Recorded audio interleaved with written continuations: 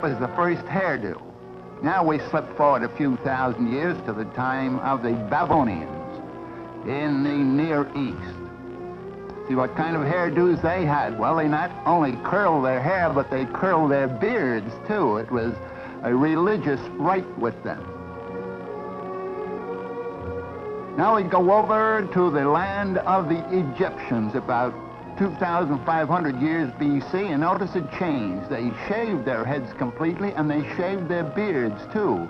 But they wore an artificial beard made out of wood or horn or some such material. And the women, too, shaved their heads and wore wigs. Now, of course, we're talking about the aristocracy, the noble people and the rulers of those days, not the poor people. And here's an Egyptian woman with the kind of imitation hair or wig that was worn by the high-born ladies of those days. Another thing about the Egyptian women of those days was that the higher the headdress they wore, the more noble their blood was supposed to be. So you can see there was quite some competition among the ladies in a vertical way. Really getting high in some of these. Another peculiar thing was that when the princesses or queens acted in an official way, they too wore an imitation beard on their chins. Now we're coming forward to the Grecian days. And of course we know all about these from drawings and paintings of the old days and written descriptions. And many of these pieces, by the way, are actual survivals of those periods and have been preserved in antique shops and in museums. This is the Greek style of hairdo.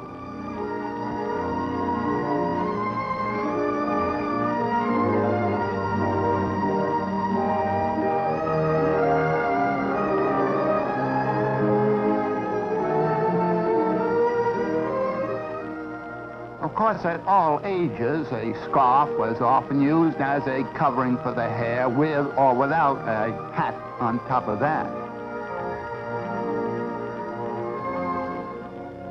Now we're coming forward to the Roman days. There is a Roman painting, and a peculiar place for it. It's on the bald sconce of a Roman. And here we have one of the Roman ladies of the court of Augustus Caesar, and this is the kind of wig that she wore. A very dark wig.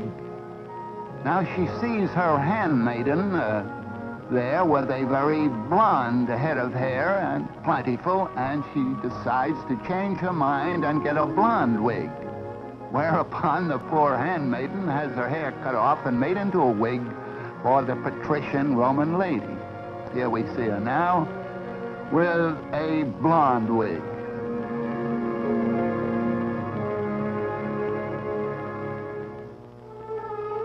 Well, we'll step forward about 1,000 years into the beginning of the medieval period. And this is the way the high-born young lady wore her hair then, in long ringlets, when knighthood was in flower. Of course, when she got married, she wasn't allowed any such frivolous decoration. Had to put her hair up in braids that were covered like this. Of course, the braids may not be quite as long as the covering would indicate.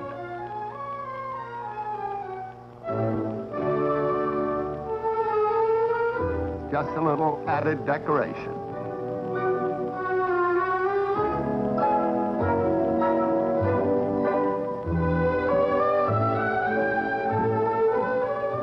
Just another example of the scarf wrapped around. This young lady does not have a toothache or an earache. She is just increasing the wrapping around her hair on her head, and it gradually got to an exaggerated fashion. More and more of the face and hair were concealed until we got to this type, which became popular in Brittany, in France, hundreds of years ago. And then we had also in medieval days this sort of dunce cap idea. And once an idea was formed, why, they carried it out to the extreme. So here we have the double dunce cap, and even further the triple and quadruple dunce cap idea.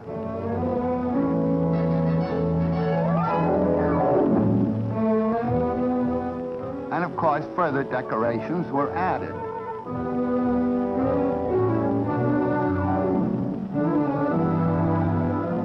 This is a millinery display of the medieval period. Now we come to what I call the antler type of hat. Looks something like the spread of antlers of a water buffalo or some African gazelle.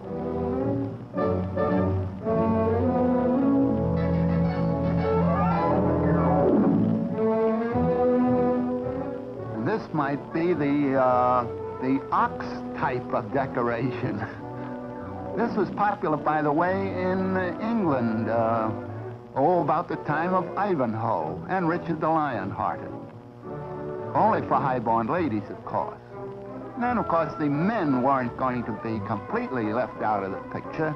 Here's a gentleman with a tall vertical hat, and just in case of a change in the weather, notice that he has a different type of hat slung over his back.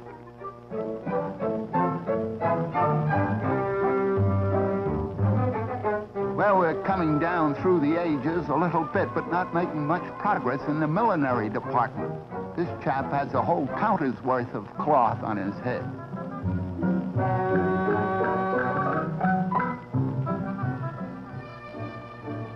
Now, this is on the neat side, but that hairnet is studded with precious jewels. In this case, it's the first cost and not the upkeep.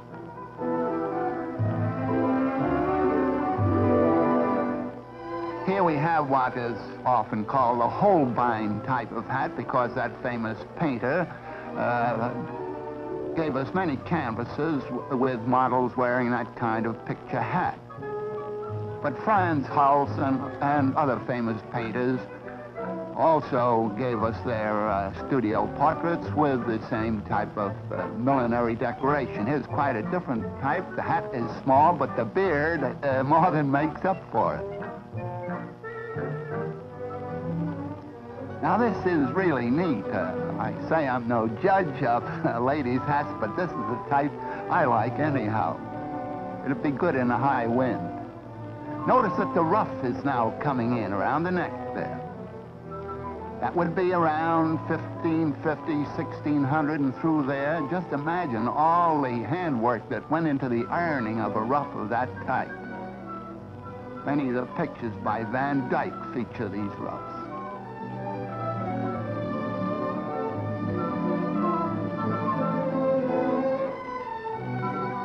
Here we're going into the vertical decoration again. You notice how it switches from the horizontal to the vertical and back again. High, low. Oh, and also we are coming into the corseted era, and in some of those old days they actually wore iron corsets. Of course, the whaling captors soon relieved the iron of its duty by bringing in the whalebone. This is just a simple country costume, I'm glad to say. They've relaxed on that iron stuff. And here we have a laced bodice and a straw hat.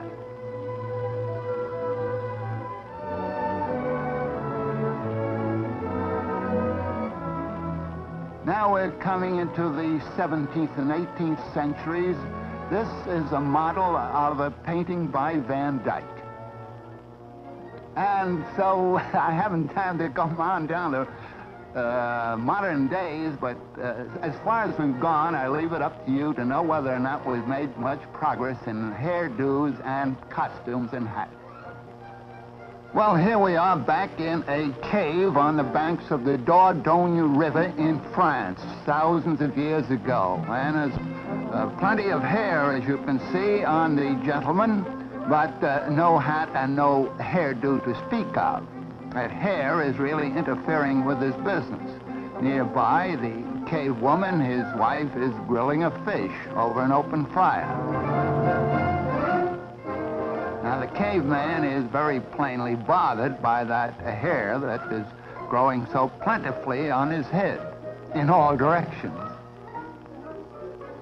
Suddenly he looks over toward the fireplace and he sees the surviving backbone of a fish that has been eaten. And it gives him an idea.